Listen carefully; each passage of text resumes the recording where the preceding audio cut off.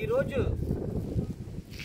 ఈ video release చేయడానికి గల కారణం ఏంటంటే 18/12/2024న రాజ్యసభలో అత్యంత గౌరవప్రదమైనటువంటి రక్షణ హోమ్ మినిస్టర్గా ఉంటున్నటువంటి అమిత్ షా గారు అంబేద్కర్ని ఎత్తుకొని అంబేద్కర్ అంబేద్కర్ అంబేద్కర్ అని 10 సార్లు అనే బదులు ఏ దేవుణ్ణో స్మరించుకుంటే 7 జన్మలకి మీకు మోక్షం కలుగుతుందని చెప్పేసి తన లాంగ్వేజ్లో హిందీలో అనడం మనం వీడియోలో రావడం చూసాం.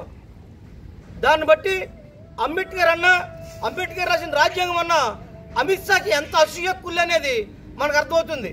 అంటే నీ దృష్టిలో అంబేద్కర్ ఒక హీనమైనటువంటి వ్యక్తిగా పరిగణించబడతాడు. నీ దృష్టిలో అమిత్ షా గారు మీరు గౌరవప్రదమైనటువంటి రక్షణ హోంశాఖ మంత్రిగా ఉంటూ ఇలాంటి మాటలు మీరు ఖండించి అంబేద్కర్ కాళ్ళు పట్టుకుని క్షమాపణ చెప్పకపోతే దేశవ్యాప్తంగా మేము ఉద్యమించి నీ ప్రభుత్వం కూలిపోయే వరకు కూడా మేము ఉద్యమిస్తామని చెప్పేసి మేము సందర్భంగా తెలియజేస్తున్నాం. అమిత్ షా నీకు ఓటు హక్కు ఎలా వచ్చింది? నువ్వు ఈ రాజ్యాంగం అంబేద్కర్ రాయబట్టే నీకు ఓటు హక్కు కలిగింది. నువ్వు రక్షణ శాఖ మంత్రి అయ్యావు. నువ్వు నీకు తెలుసా? రాజ్యాంగం కోసం నీకేమైనా తెలుసా? ఈరోజు ప్రపంచం గౌరవించదగ్గ అంబేద్కర్ని నువ్వు ఎత్తుకొని నువ్వు అలా మాట్లాడడం, ఆశాస్పదంగా మాట్లాడడం ఎంతవరకు సమంజసమని అడుగుతున్నాను. నీ తోటున్న ఎమ్మెల్యేలు, ఎంపీలు, అన్ని రాజకీయ పార్టీలు నిన్ను చీయన్నా నీ సిగ్గులేదు.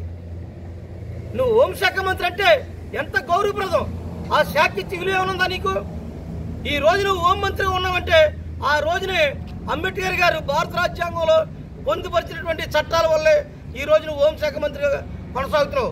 ప్రధానమంత్రిగా కొనసాగుతున్న నరేంద్ర మోదీ గారు అంటే ఆ రోజుని భారత రాజ్యాంగం రాయబట్టి, అంబేద్కర్ గారు రాయబట్టి ఇవాళ రాజ్యాంగం ప్రకారం నడుస్తుంది దేశం అంతా.